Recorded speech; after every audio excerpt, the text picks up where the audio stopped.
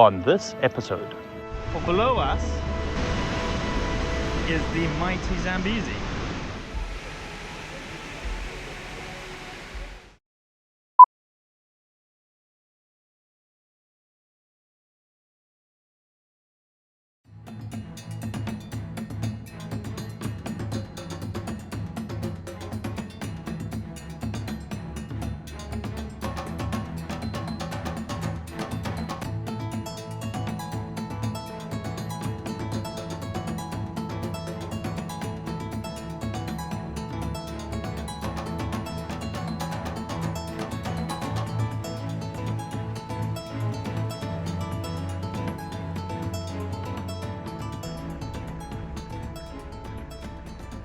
On this episode, we're out looking for the Great Migration here in the Masai Mara. So we're just leaving camp right now. It's about 10 minutes before sunrise. If you can remember, March, April, May, no wildebeest, no zebra. Now, everything's starting to come back in. It's always so nice when you're able to get so close to the wildlife like that. I know it's quite unusual here in the Mara because the wildlife here is so habituated to the cars. It's so nice when you're driving along and you've got wildlife right next to the car just behaving normally.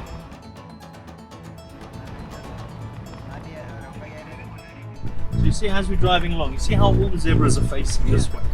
That's a really good thing because we're heading down towards the Mara River. So the fact that all the wildlife we're looking at, even the eland, everything is facing this way, heading west, that's a very good sign for migration.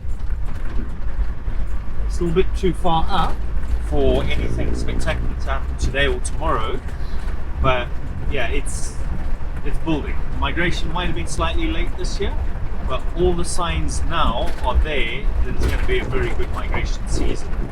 You look at how short the grass is in places like this, but it's nice and green. It's exactly what the wildebeest want. So we're on Lookout Point right now, which is quite a famous landmark on this part of the Masai Mara. Down here below us to the west, this is the Mara River. On the other side of the Mara River is the Mara Triangle. It's called a triangle because the river goes down into Tanzania and then turns fairly sharply and then heads west and then a little bit northerly and it heads back up towards Lake Victoria. So that's called the triangle because it's a little bit of a triangle between the two pieces of the river. But everything you see off to the southwest, that's all Tanzania. There's where the wildebeest are coming from now. We can see probably, it's a big herd, probably about 10-15,000 wildebeest over there. But right now what I was hoping to find is some scattered herds down here in this grassland right below us. Instead, there's still a lot of topee down here and it's still really beautiful and green here. So probably at least another week, I would have thought, before the wildebeest really start congregating directly below us. Which is great for those who are coming in August.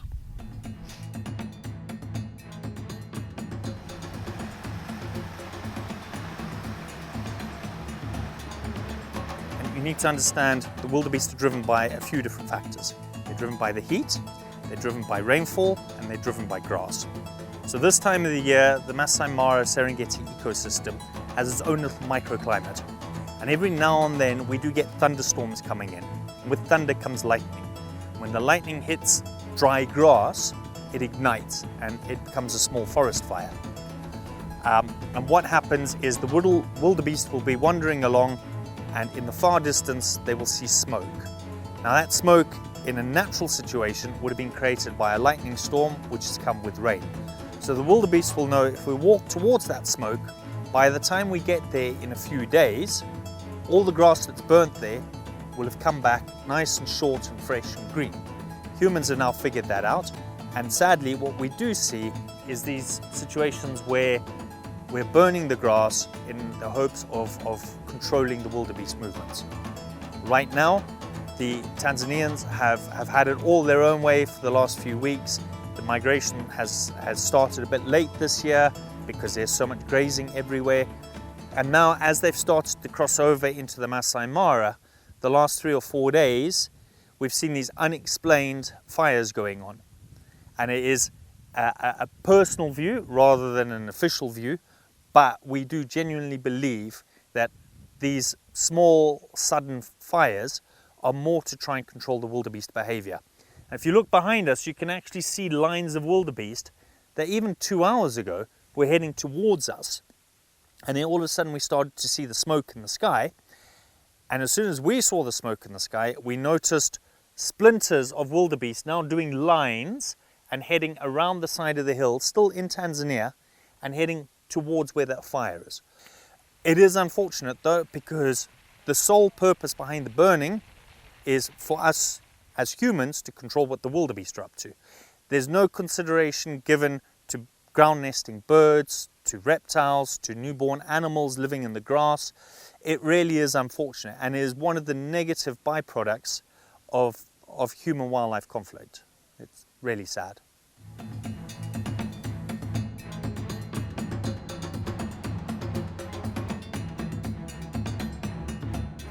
During migration season, we see the food chain structure change enormously as the wildebeest move into the Mara.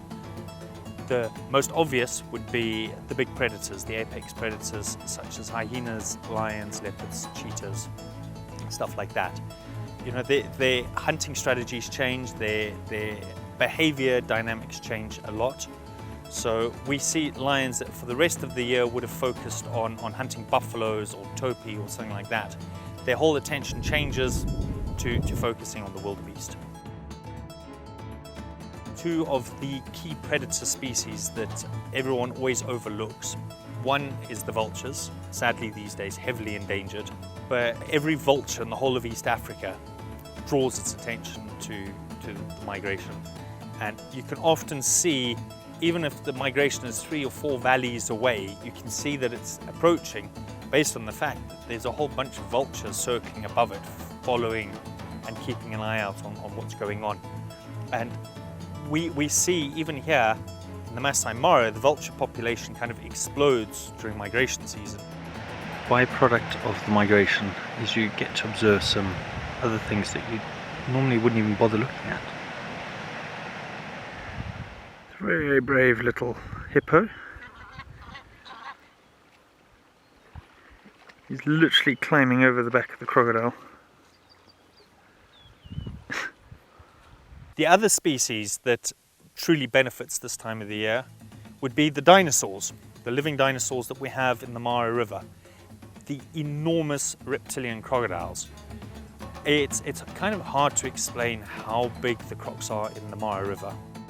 Those crocodiles spend 9 months of the year snacking and practicing intermittent fasting, and then during migration season they gorge themselves.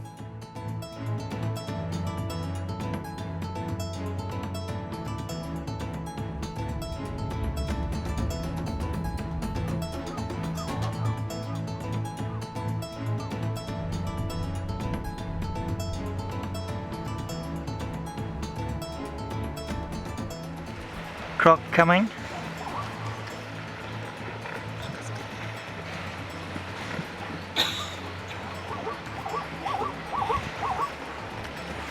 Lucky. They're literally running over the crocodile. It's like a gauntlet of crocodiles, just watching and waiting. There was a crossing the other day on the Mara River. There's about 20 zebras that went into the water, and 6 didn't come out. And it was such a mega feeding frenzy. Wow, like 2 at the same time.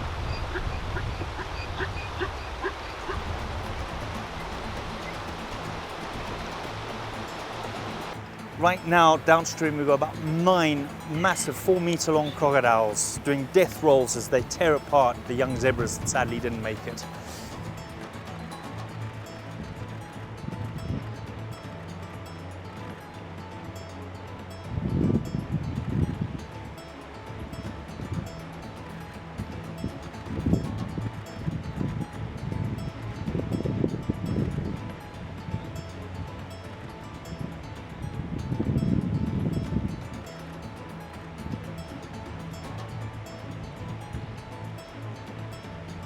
gives an example of how each species benefits from others.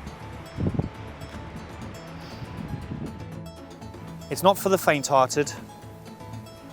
It is dramatic. It is gruesome. It is Africa. It is the Masai Mara. This is Amazing Africa.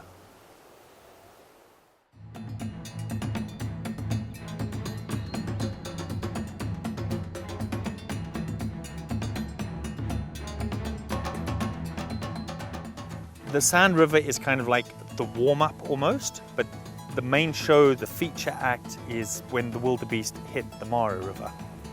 It's got much steeper banks, it's a much deeper river, and when the wildebeest get there, they get so worked up about their desire to cross the river that whilst there's some paths and channels going down to the water's edge, a lot of them try and jump the queue and quite literally will just dive off the edge, and it is one of the most bizarre, dramatic experiences ever.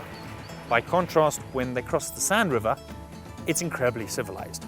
We always get excited when they cross the Sand River because even though at the end of the season this was probably the most undramatic part of it, it signals the start of the Great Migration. So what we're going to do, so our audience can appreciate a little bit of what we go through, we're going to wait. We are fairly confident that our wait is well invested because there's a really decent line of wildebeest just there. It is getting hotter and hotter and hotter. And if we're going to be lucky, they will twist and turn and they'll come down to the river sometime in the next 60 minutes.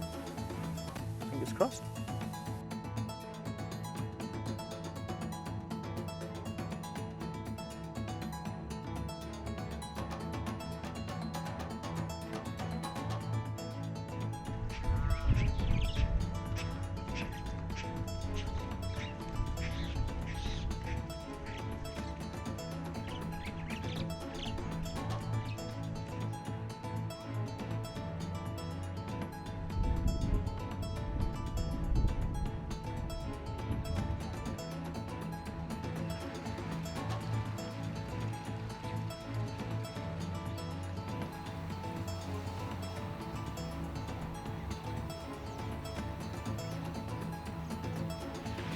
Woolly neck stork trying to find some way to land. This normal landing strip is full of strange creatures. Like these guys.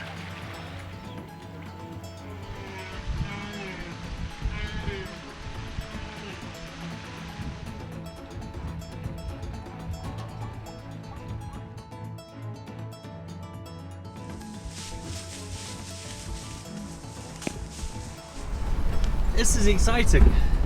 I mean, this is what everyone comes all the way to the Masai Mara to see in the high season. Mr. Isaac Newton over there and all of his newfound friends.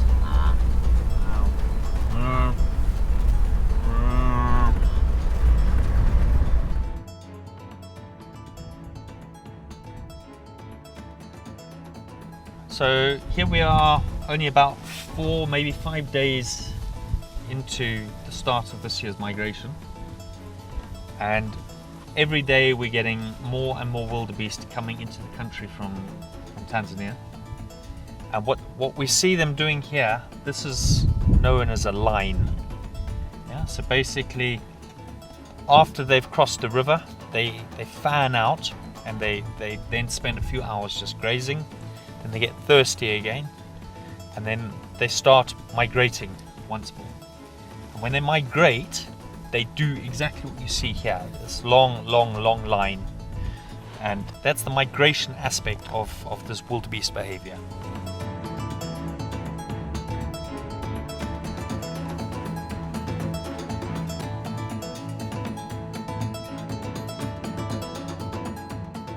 One and a half million wildebeest is what they estimate will come into the Masai Mara over the next 6 to 8 weeks.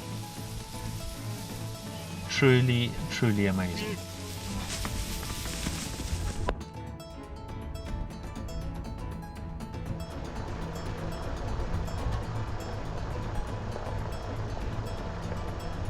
you know, these last few days have given us a short preview of how the migration season this particular year is going to unfold.